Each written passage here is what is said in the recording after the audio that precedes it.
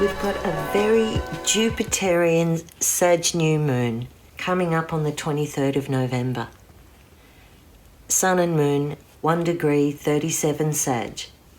We've come out of the eclipse season with a shift in perspective, and now we can start to look up. There's a feeling of release from restriction, and with that, an expansion, a broader view. Sagittarius is ruled by Jupiter, and Jupiter is in one of the best positions to blast it with a high frequency boost.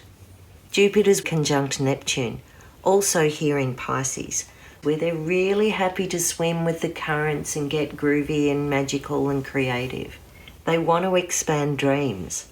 Nearby the Sun and Moon, Venus and Mercury are conjunct, also in Sag. And they're engaged with this positive conversation, reviving a dream or rebuilding faith and trust where it's in a better fit for you and it gives you room to grow. Sag loves that flexibility. It's a really hopeful, buoyant energy. It provides inspiration to break out of that eclipse shake-up situation we've had in the last month.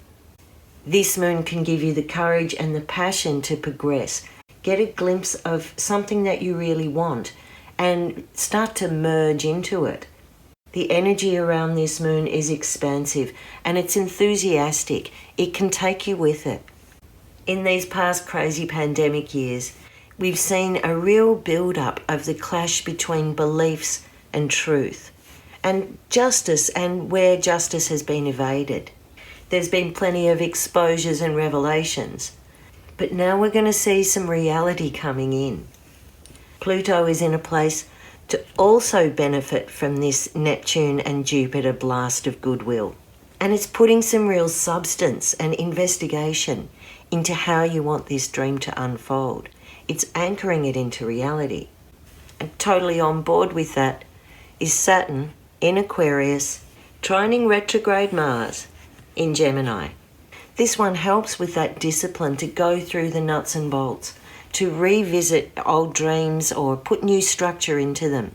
Saturn in some way is giving you a green light from authority, and it's enough of a glimmer of hope to let you see the next step. Even this conversation with Venus and Mercury are joining in a positive way, linking up to Chiron to help reconcile old fears, inadequacies and wounds, and bringing you into a place of acceptance. This acceptance is crucial to how you want to see your new vision. It's letting go of a place of victimhood and using all your life experience to shape your new direction. All these planets are dudes. So what would happen if we brought in the feminine element and the feminine archetypes? The dwarf planets, the asteroids. We've got Lilith and Pallas here, conjunct in Cancer. They were in this position with the last moon, raising a common sense voice, bringing justice to light, taking to the streets in protest, and being strategic and skillful about it. They sit opposite Pluto, and this jigs up that water theme that we've got here with Jupiter and Neptune, and this one can mean big water. That's on the physical level. At its core, these two are about feminine power and feminine intelligence.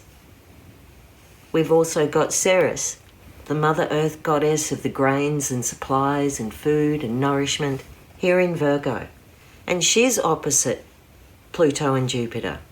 This could also bring out floods and extreme weather and where floods have affected food supply. So we've got these oppositions that need to find a way to have their voice be heard. If you have a look at the chart, you can see these blue lines reveal that connection, a mystic rectangle. The mystic rectangle is a fairly rare aspect in astrology, and if you've got one of these in your chart, you've got a real knack for being able to bring down the big picture into physical reality, to be able to see the broad vision and work out the nuts and bolts. The mystic rectangle is called practical mysticism. The oppositions are able to adjust because they're supported by sextiles and trines. It helps things fall into place. It opens the mind. The mystic rectangle is like a jewel box. It helps you transmute knowledge into wisdom, so you embody your truth without needing to have your ego pumped or to be right about everything. That makes it not only a more conscious and peaceful way to settle conflict or face a challenge, it means the path forward emanates from a place of self-respect. The planets in this mystic rectangle create a really powerful jewel box to help you forgive. Pluto, representing loss and grief and also regeneration.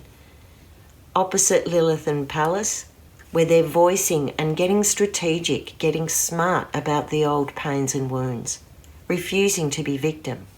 Pluto can't control them anymore on that level.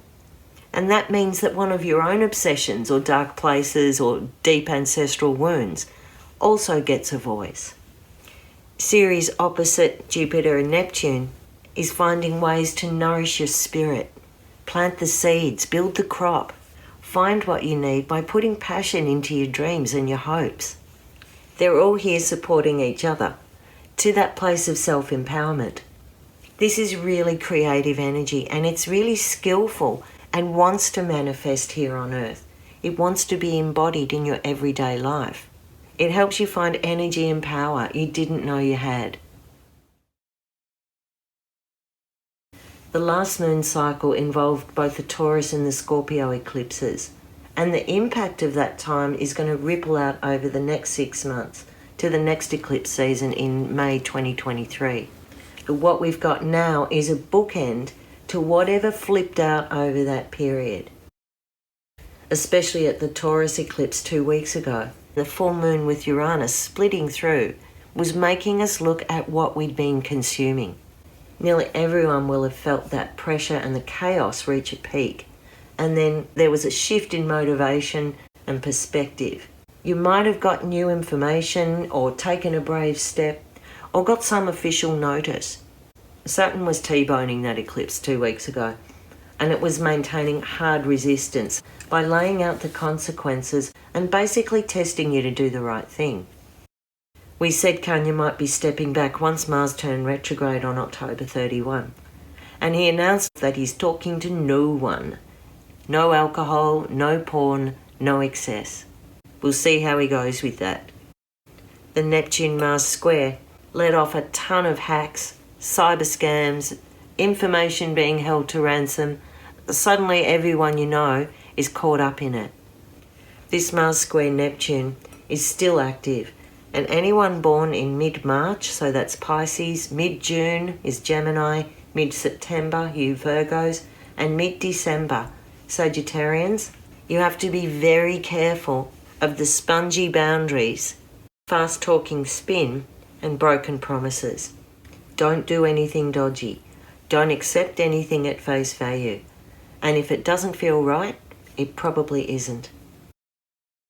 Last moon really cracked through a hard shell, and now it's like shaking the glass out of your hair and peering beyond the horizon. Sag is the fire of spiritual connection, the flame that lifts out of drudgery and seeks a greater truth. It's almost irresistible to light that flame of passion within yourself again, to look forward to the future and a glimpse of how you really want it to be. Look up, look beyond. I'm Merryl, and this is my mystery school. Like, share, comment and subscribe. If you'd like to know more, check out my website www.merrylkey.com or any of my other videos on my channel. Blessed be.